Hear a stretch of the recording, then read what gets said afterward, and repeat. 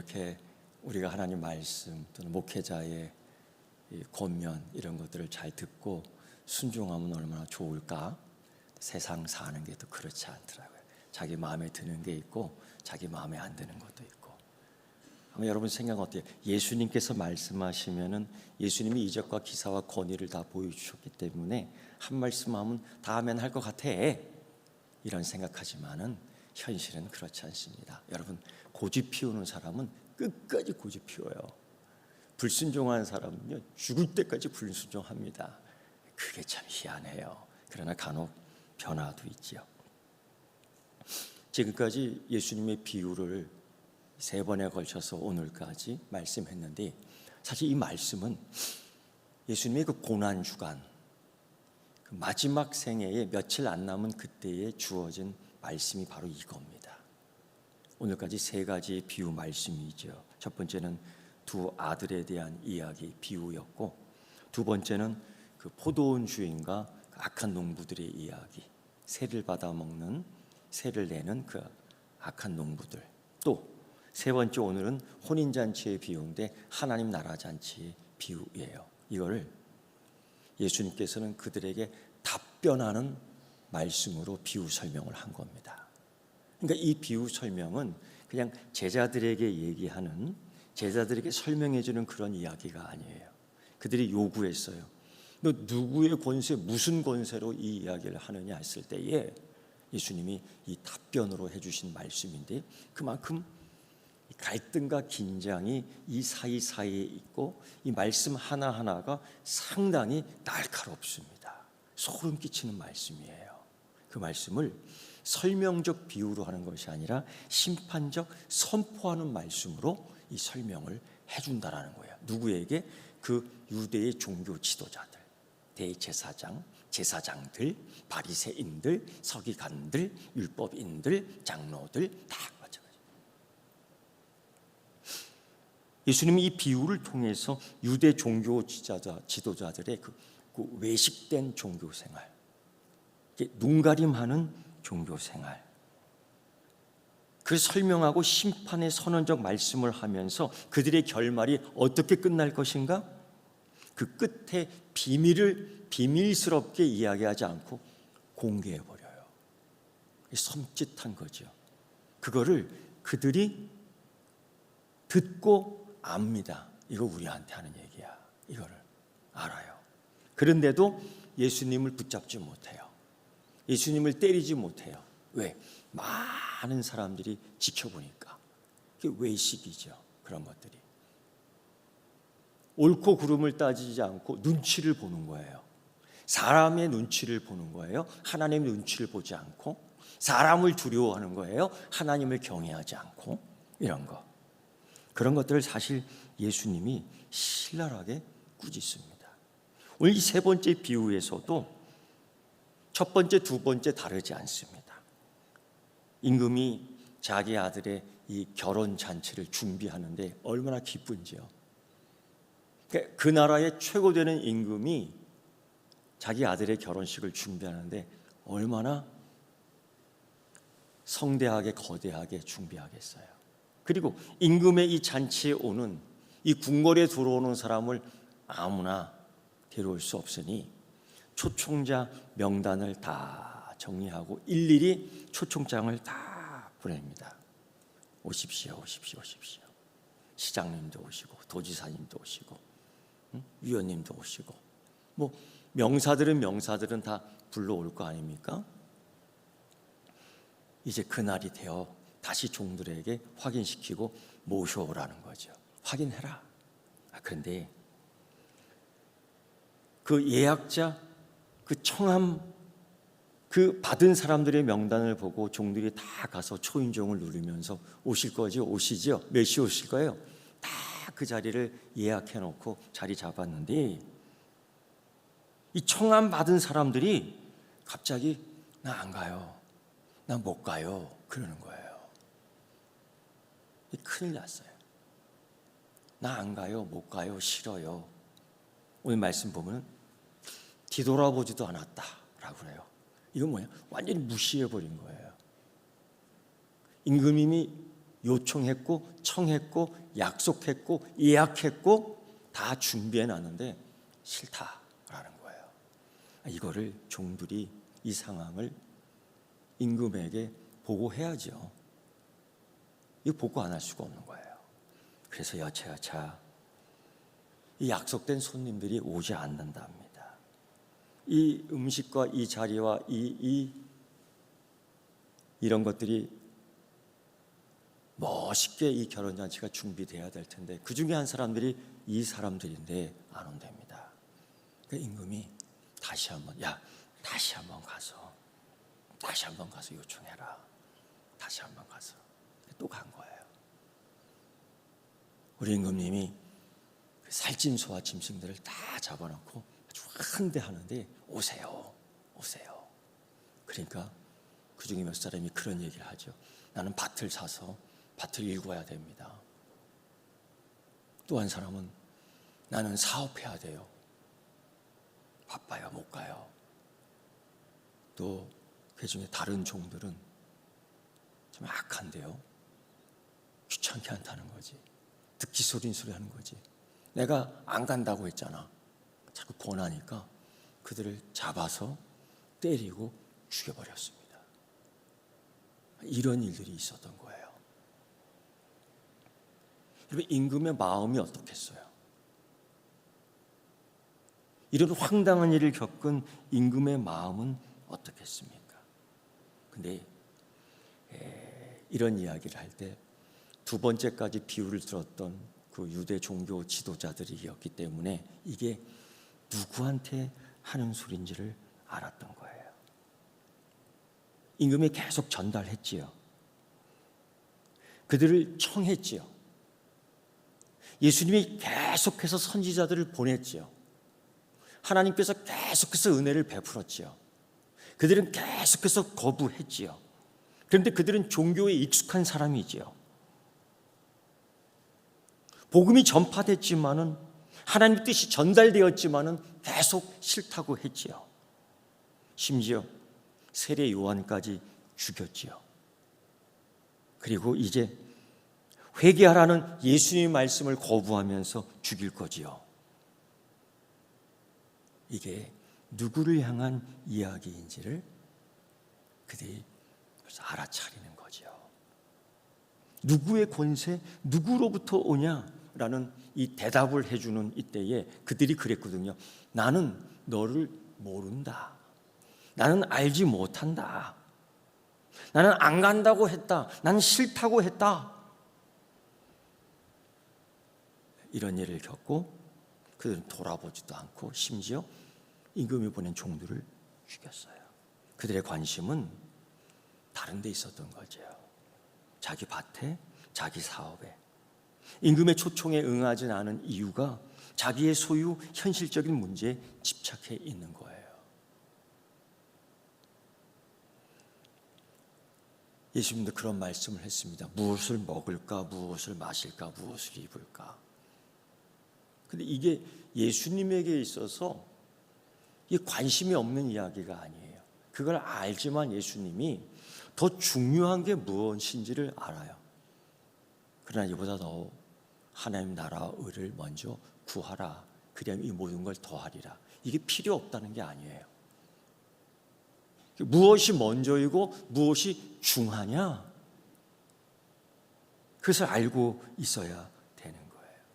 예수님께서 사실 이런 것들을 귀하게 여긴 사건들이 몇 개 있는데 예수님이 첫 번째 이적 사건인 가나의 혼인잔치에서 그 사람들이 먹고 즐기는 그 잔치에 필요한 그 포도주, 그게 이 잔치의 자리에서 그만 다 떨어지게 된 거예요.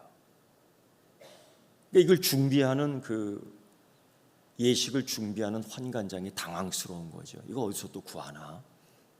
그때 예수님께서 그 물을 포도주로 변하게 하는 가나의 혼인잔치의 첫 번째 기적 사건인데 그런 생각을 해봐요. 하나님의 그 놀라운 능력을 우리가 먹고 즐기는 그 잔치의 기쁨을 위해서 물을 포도주로 변하는데 사용했다, 썼다. 이 이해가 됩니까? 하나님의 이적을 그렇게 사용해? 사람 살리는데, 홍해를 가르는데, 이런 데 사용하면 이해가 돼요. 태양을 멈추는데 이런 거 사용하면 이해가 되는데, 우리들이 먹고 마시는 것을 위해서 썼다 이거야. 예수님은요, 관심 있습니다. 우리가 먹는 거, 우리가 입는 거, 우리가 즐기는 것에 관심이 있습니다. 그런 일이 또 있었지요. 그 디베랴의 갈릴리 건너편 산에서 말씀을 전할 때에 그 청중들이 해가 지는데도 먹지 못하고 예수님 말씀 그만 듣다가 다 지쳐 있는 거예요. 해가 지어 돌려보내야 될 텐데, 여러분 그들이 그 시대에 세 끼를 다 먹습니까? 다 가난한 사람들 한 끼 먹으면 되는 거죠. 근데 그날은 그렇지 못했던 거죠. 그러니까 예수님 마음이 안타까운 거예요. 그래서 누군가 선물로 받은 그 오병이어 5개의 빵, 떡 조각과 2마리 그 마른 생선 2마리를 갖고 또 기적을 베풀어요. 성경 말씀에 보면 5,000명이 먹고서도 12강주리가 남았다는 거죠. 요만한 강주리 아니고 이만한 강주리예요. 예수님은요, 우리가 먹고 마시고 옷 입는 거에 대해서 관심이 있습니다. 그런데 무엇이 중요하냐 이거죠. 임금의 초청을 받은 그 자리에 갑작스러운 초청도 아니고 예약된 초청이에요. 느닷없이 밭도 갈아야 되고 사업도 해야 되고, 이런 사람들이 있습니다. 교회 오면 재미가 있어요. 교회 오면 재미있어요. 가만히 그 얘기를 들어보니까 하나님의 관계보다 사람의 관계가 더 좋은 거예요. 근데 이런 사람의 관계가 항상 영구적인 게 아니더라고요. 변수가 얼마나 많은지 몰라요. 그 사람이 똑같이 나중에 그런 얘기 하더라고요. 교회가 재미없어요. 왜 재미없냐 봤더니만 하나님의 관계가 아니라 사람과의 관계에서 흐트러진 거예요. 여러분, 교회가 재미있고 교회가 재미없고의 문제가 아니라 하나님과의 관계가 내 삶의 우선이냐 아니냐, 이게 중요한 거죠. 그 기준이 분명하지 않으면 갈팡질팡합니다. 예수님 믿으면서도 예배 믿으면서도 예배 드리면서도 자꾸 다른 것에 신경 쓰는 거죠. 갈팡질팡하는 겁니다. 문제는 그저 거부하고 초청에 응하지 않은 이 사람뿐 아니라 그보다 더한 사람들, 임금의 그 초청 소식을 가지고 온 그들을 잡아 죽였어요. 세상에 이렇게까지 할 필요가 있을까? 이건 굉장한 반역입니다. 이 초청받은 사람들, 거부한 사람들, 이 종들을 잡아 죽인 사람들의 행동 양식 4가지를 보면 종들을 잡습니다. 종들을 모욕합니다. 종들을 죽입니다. 그들의 생각은 변함이 없습니다. 이 4단계. 마치 이 2번째 비유에서 그 포도원의 악한 종들의 이야기와 다르지 않아요. 잡아 죽이거든요, 종들을. 그리고 그 아들까지도 잡아 죽이거든요. 당시 이 구약의 종교 지도자들은 결국 하나님이 그들에게 보낸 선지자들을 그렇게 잡아 죽였어요. 사실이에요. 그리고 급기야 세례 요한까지 죽였고, 이제는 예수 그리스도를 검과 뭉치로 도둑 잡듯 강도 잡듯 잡은 뒤 옷을 벗겨 수치와 모욕을 주고 조롱을 주고 결국 십자가에 못 박혀 죽이는데 나무에다 매달리며 사람들에게 하나님께 저주받아 죽었다라는 소문을 확 내는 거예요. 이렇게 죽였다고요. 예수님이 이 그들의 모습을 이렇게 쫙 설명하는데 알만한 사람은 아는 거예요. 결국 이러한 모습을 보며 임금이 분노하는 거예요. 당연한 거 아니겠어요? 임금이 노하여 군대를 보내어 그 살인자들 진멸하고 그 동네를 불살았다라고 그래요. 임금님의 4가지 행동 양식이 나와요. 첫 번째는 분노하고요, 2번째 군대를 보내고요, 3번째 그 살인한 자들을 진멸하고요. 여기까지면 되는데 네 번째는 뭐냐? 그 동네를 불살라버렸어요.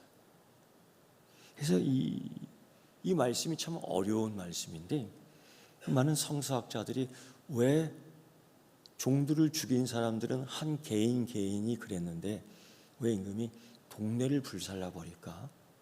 많은 궁금증을 이야기해요. 왜? 그 사람만 심판하지 왜 이 동네를 불살라버려? 곰곰이 생각해 보니 그래요. 구경했잖아요, 여러분. 구경꾼이 되었잖아요, 여러분. 그게 동참이에요. 박수 쳤잖아요, 여러분. 그게 같이 죽인 거예요. 그러니까 임금이 와서 그 동네를 불살라버리는 거예요. 이 임금의 네 가지 행동, 그런 가운데 이런 결실, 이런 결과까지 임금님이 정의하고 명령했고 행동했다라는 걸 보면은, 오늘 우리가 읽은 22장 7절의 말씀을 보면 이건 하나님의 심판이에요. 실제로 많은 성서학자들이 조심스럽게 의견을 모으고 있는데, 예수님의 이 사건, 이 비유는 AD 66년부터 70년까지 예루살렘에 그대로 이루어졌어요. 예루살렘 동네가 온통 불바다가 되었고, 마태복음 24장 12절에 나온 말씀처럼 돌 하나도 돌 위에 남지 않으리라는 예수님의 예루살렘에 대한 심판이 그대로 이루어졌어요. 당시에 유대 그 독립투사들이 예루살렘 성전에 있던 로마 수비대 군인들을 살해합니다. 죽여버렸어요. 이게 로마 정부의 귀에 들어갑니다. 로마 정부가 가만히 있지 않죠. 예루살렘에 8만 명의 군대를 보내어서 에워싸요. 1년 넘게 에워쌉니다. 근데 그 당시는 그 예루살렘 성전에 많은 이들이 들어와 있는데, 왜? 6월절 기념 행사 때문에 수많은 곳에서 모인 자들이 예루살렘 성 안에 다 들어가 있었던 거예요. 이게 꽉 막히게 되는 거예요. 포위가 된 상황에서 음식이 부족하고 물이 부족하고 조건이 부족하고 상황이 부족하고 이런 일이 벌어진 거예요. 그리고서 그럼에도 불구하고 그 안에서의 이 종교 분열은 극심했어요. 열심당, 사두개파, 바리새파, 다른 파들이 계속 싸우는 거예요. 계속 싸우는 거예요. 결국은 AD 70년에 로마의 장군 티투스 장군이 그 예루살렘 성을 다 불질러 버립니다. 돌 하나도 돌 위에 남지 않았어요. 그리고 이 티투스 장군은 나중에 로마의 황제가 됩니다. 여러분, 예수님께서 그 예루살렘 성전에 올라갔을 때 굉장히 화를 냈거든요. 왜? 아버지의 집, 기도의 집을 장사의 소굴로 만들고 강도의 소굴로 만들었거든요. 예수님이 채찍을 만들어서 그냥 채찍을 쳤어요. 이게 아버지 하나님 그때의 마음이에요. 이게 임금의 지금 마음이에요. 그런데 임금이 심판을 했잖아요. 근데 오늘 말씀을 보면 계속 이어지고 있어요. 여기서 끝나지 않더라고요. 그래서 두 번째 초청이 있습니다. 그걸 이중추총이라고 저는 얘기하고 싶어요. 이중초청. 왜? 첫 번째 초청자들은 이제 사라졌고 이제 올 수 없고, 그러니 어쨌든 이 잔치는 계속돼야 돼. 이 결혼은 이루어져야 돼. 그런 가운데에 이 잔치를 더 멋있게 이루기 위해서 임금님이 결단을 내립니다. 종들에게 길거리, 내거리, 성 밖으로 가서 사람들을 데리고 오라, 찾아오라는 두 번째 초청, 이중 초청이 이루어져요. 이때 종들은 가는데 임금이 그렇게 얘기하죠. 이 두 번째 2차로 청함받은 사람들 가운데 악한 자나 선한 자나 다 데리고 와라. 악한 자나 선한 자나 다 데리고 와라. 그래서 이제 이 결혼 잔치 안으로 들어오는 사람들 가운데는 신분이나 도덕적, 윤리적 차이에 질적 차이가 없어요. 다 모이는 거예요. 마치 예수님께서 그렇게 말씀하신 것처럼, 예수님께서 초청하실 때처럼 나는 의인을 찾으러 오지 않고 죄인을 찾으러 왔다. 나는 건강한 자에게 쓸데없고 병든 자에게 쓸데있다라는 이 예수님의 말씀이에요. 그것처럼 다 데리고 오는데 악한 자나 선한 자나 다 그 자리에 앉아있게 되는 겁니다. 그리고 잔치를 준비하는 거죠. 이제 결혼식이 시작되는데 임금이 그 앞으로 나오는 거예요. 사람들이 꽉 찼죠. 좋아하는 거예요. 근데요, 딱 한 사람이 눈에 띄는 거예요. 이렇게 같은 옷 입고 있으면 눈에 안 띄어요. 이렇게 눈곱이 있는 사람이나 없는 사람이나 그 립스틱 이렇게 바른 사람이나 이렇게 바른 사람이나 이렇게 바른 그 구별이 안 돼요. 다 비슷해요. 네. 근데 딱 눈에 띄는 거예요. 왜? 의복을 안 입었다는 거죠. 이게 무슨 뜻이에요? 임금의 초청에 격식 있는 옷을 입고 오지 않은 거예요. 어떤 연구 도서에 의하면은 그 당시 결혼식 초대받은 사람은 그 주인이 옷 한 벌씩 준답니다. 이렇게 그걸 입고 오는 거예요. 그 주인이 요청한 격식, 그 임금이 초청해서 얻은 그 격식을 차려입고 와야 되는 거예요. 그런데 이 예복을 입지 않은 이 사람은 그 주인, 임금의 자유로운 요구를 거절했어요. 그때 임금이 잔치에 들어오면서 이 의복을 입고 왔으면 좋겠다는 준비하는 시간을 줬음에도 불구하고 들어오지 않았어요.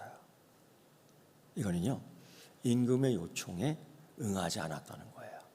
이건 1차 초청 당시에 임금이 초청자가 불응했던 것처럼, 거부했던 것처럼 똑같은 거예요. 마치 그 포도원 농장의 악한 농부처럼 다른 거 없습니다. 그저 포도원을 지키고 기르며 열매를 얻었을 때에 이 열매를 주인에게 건네주기만 하면 되는 거예요. 다가 아니잖아요. 그러한 계약관계, 그러한 요청관계를 이 악한 농부들이 하면 되는 거예요. 근데 그걸 안 했다는 거죠. 즉 하나님이 원하시는 이상적 틀, 하나님이 원하시는 그 말씀의 틀, 그걸 다 거부하는 거예요. 이런 것들이 창세기 아담과 하와의 그 에덴 동산의 현장에서도 드러나는 모습 아닙니까? 그런 거예요. 이때 이 임금이 화를 내는 거죠. 그리고 그에게 얘기하잖아요. 이 자를 묶어서 내쫓으라고요.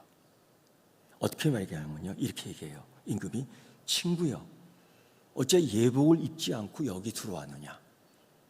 이거는요, 임금님이 준비시킨 겁니다.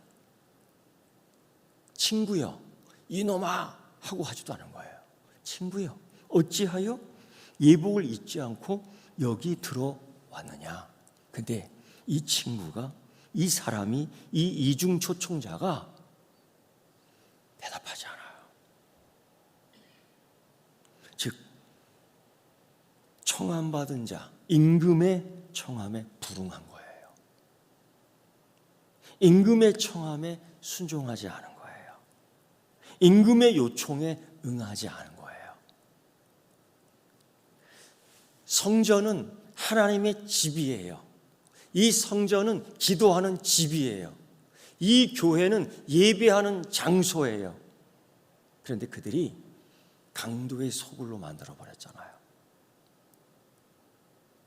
그 예수님이 채찍질을 합니다. 그 현장에서. 똑같아요. 그리고 이 예복을 입지 않는 사람에게 뭐라고 얘기하냐면 종들에게 그 손발을 묶고 바깥 어두운 데에 갖다 버려라 그래요. 이게 좋은 곳은 아니죠. 이것이 하나님 나라가 아니죠. 그럼요, 이건 지옥입니다. 거기다 내쫓아 버려라. 여러분, 그 임금이 요청한 그 옷이라는 게 무엇입니까? 옷. 구약 성경, 신약 성경의 실예들을 보면은 이 옷에 대한 이야기가 참 많이 나와요. 이사야서 61장 10절의 말씀을 보면은요, 이거는 하나님이 우리에게 입혀주는 구원의 옷입니다. 그 신부를 단장할 때 입혀주는 옷입니다. 그걸 입지 않고 신랑을 만날 수가 없고, 그 옷을 입지 않고 구원의 문으로 들어갈 수 없는 거예요. 여러분, 요한계시록 19장 8절에서는 또 이런 말씀을 하셔요. 그에게 빛나고 깨끗한 세마포 옷을 입도록 허락하셨으니 이 세마포 옷은 성도들의 옳은 행실이니라. 그 옷, 하나님 믿는다 하지만은 죽이는 거예요. 하나님께 예배한다 하지만은 종들을 죽이는 거예요. 그거는 옳은 행실의 옷을, 깨끗한 세마포 옷을 입은 게 아니죠. 또 갈라디아서 3장 27절의 말씀에서도 그리스도의 옷을 이야기하는데, 누구든지 그리스도와 합하기 위하여 세례를 받은 자는 그리스도로 옷 입었느니라 라고 정의하고 있어요. 이뿐이 아닙니다. 로마서 13장 14절의 말씀을 보면 오직 주 예수 그리스도로 옷 입고 정욕을 위하여 육신의 일을 도모하지 말라. 우리의 스타일이 내 스타일로 꾸미는 것이 아니라 하나님께서 주는 깨끗한 세마포 옷의 스타일을 즐겨 입어야 되는 거죠. 사도 바울은 에베소서 6장 11절 말씀에서 그렇게 얘기해요. 다른 스타일의 옷인데요, 마귀의 계계를 능히 대적하기 위하여 하나님이 전신 갑주를 입으라 라고 얘기해요. 예수의 옷, 그리스도의 옷으로 입어야 됩니다. 내 스타일이 아니라 예수의 스타일이 돼야 됩니다. 내 멋이 아니라 예수의 멋이 돼야 됩니다. 내 향수를 뿌리는 것이 아니라 예수의 향기, 구원의 향기가 뿜어져 나와야 되는 것입니다. 여러분, 우리가 생각하고 다짐해야 될 것이 있지요. 첫 번째는요, 초청받지만 그 가운데 택함을 받은 사람이 얼마나 될까? 초청받지만 택함 받은 사람 얼마나 될까? 우리 이 자리가 초청받은 자의 자리냐, 택함 받은 자의 자리냐, 이거는 굉장히 고민해야 될 것 같아요. 두 번째는요, 하나님 지금도 우리를 천국 잔치에 초대하고 계시는데 제대로 들어와 있는데, 마태복음 22장 10절처럼 악한 자나 선한 자나 다 불러 모은 거예요. 우리가 지금 이 자리에 있는 거예요. 그런데 주님이 말씀하셨습니다. 내가 죄인을 불렀다. 그런데 여러분, 여기서 또 하나 있어요. 주님은 불러서 이 자리에 회개시키려 하노라. 회개해야 되는 것이죠. 그 자리에 그냥 앉아 있는 것은 하나님 주신 옷으로 입지 않고 있는 거예요. 결과는 똑같은 거죠. 세 번째요, 사도 바울이 그런 얘기했습니다. 빌립보서 2장 12절의 말씀을 보면요, 그러므로 항상 복종하고 두렵고 떨림으로 너희 구원을 이루라고 얘기했어요. 이게 한 번에 완성된다, 성경적 많은 구절들이 있어요. 반면에 불구하고 구원은 또한 이루는 거예요. 동시적인 거죠. 그래서 여러분, 가장 고민해야 될 것은, 나는 초청받은 자인가 택함 받은 자인가를 항상 생각해야 되고, 두 번째, 내 스타일은 예수님의 옷을 입은 예수의 스타일인가, 아직도 내 스타일로 이 잔치에 앉아 있는가, 그거 고민해야 되는 겁니다. 그것은 괴로운 고민이 아니에요. 그것은 영적인 고민, 행복한 고민이 될 수 있는 겁니다. 여러분, 여러분과 저는 그날의 하나님의 은혜로 다 오른쪽에 앉아서 그 옷을 입은 사람으로 서로 웃고 즐기며 만족하여 음식을 먹기를 바랍니다. 서로 그 상에 둘러앉아서 집사님, 권사님, 장로님 이거 한번 잡숴보시죠. 여러분도 저에게 목사님 이거 한번 잡숴보시죠. 권할 수 있는 그 기쁨과 감사의 잔치가 우리에게 있기를 축원합니다. 기도하겠습니다. 하나님, 청함받은 사람보다는 택함받은 사람 되게 하시고, 아직도 내 옷을 고집하며 내 옷을 입은 자기 스타일을 고집하는 사람이 있습니까? 예수 그리스도로 옷 입고 예수의 스타일로 거울을 바라보게 하여 주시옵소서.